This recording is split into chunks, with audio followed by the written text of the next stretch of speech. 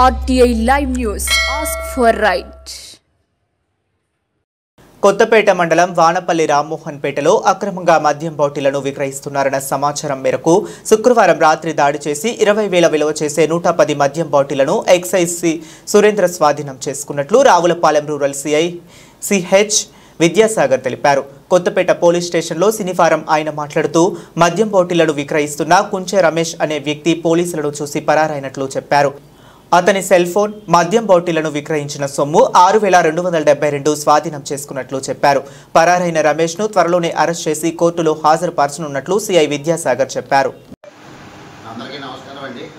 మన కొత్తపేట మండలం వానపల్లి విలేజ్ రామమోహన్పేటలో అడ్డకాల దగ్గరలో ఆ ఊరికి చెందిన కుంచె రమేష్ అను ఆసామి అక్రమంగా మద్యం బాటిల్ కలిగి ఉన్నాడని మా కొత్తపేట ఎస్ఐ గారికి రాబడిన సమాచారం మేరకు ఎస్ఐ గారు వారి సిబ్బంది కుంచె రమేష్ ఇంట్లో రైడ్ చేసి సుమారు 110 బాటిళ్ళు, ఇవన్నీ కూడా లోకల్ మేడ్ ఉంది, అదేవిధంగా వేరే యానం లెక్కలు కూడా కలిపి 110 బాటిళ్ళు అన్ని బ్రాండ్లు కలిపి ఉండడం జరిగింది. ఆకు, క్వార్టర్లు, ఫుడ్లు ఇవన్నీ కూడా ఉన్నాయి.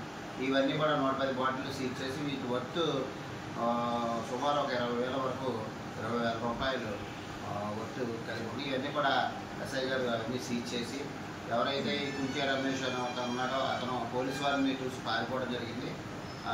అక్రమంగా ఈ మద్యం బాటిల్ కలిగి ఉన్నందుకు, అదేవిధంగా అక్రమ రవాణా చేసినందుకు గాను కేసు నమోదు చేయడం జరిగింది ఎక్సైజ్ యాక్ట్ కింద.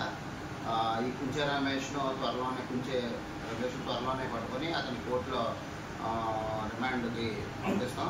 ఎవరైనా కూడా ఇల్లీగల్గా ఈ బాటిల్స్, ఈ అక్రమంగా మద్యం బాటిల్స్ కలిగి ఉంటే కనుక వారందరి పేరు మీద కేసులు నమోదు చేస్తాం. అదేవిధంగా వాళ్ళ మీద పీడీ యాక్ట్లు కూడా ప్రపోజల్స్ పెట్టి వాళ్ళందరినీ పీడీ యాక్ట్ల కింద నమోదు చేసి వాళ్ళ మీద రౌడీ షీట్లు, సస్పెక్ట్ షీట్లు కూడా ఓపెన్ చేయడం జరుగుతుంది. కాబట్టి అందరూ కూడా ఎవరైనా ఇల్లీగల్గా ఉన్నా కూడా మేము రేట్లు చేస్తాం. ఎవరికైనా సమాచారం ఉన్నట్లు తెలిసినా కూడా ఎస్ఐ గారికి నాకు ఫోన్ చేస్తే ఇమీడియట్గా రెస్పాండ్ అయ్యి యాక్షన్ తీసుకోవడం.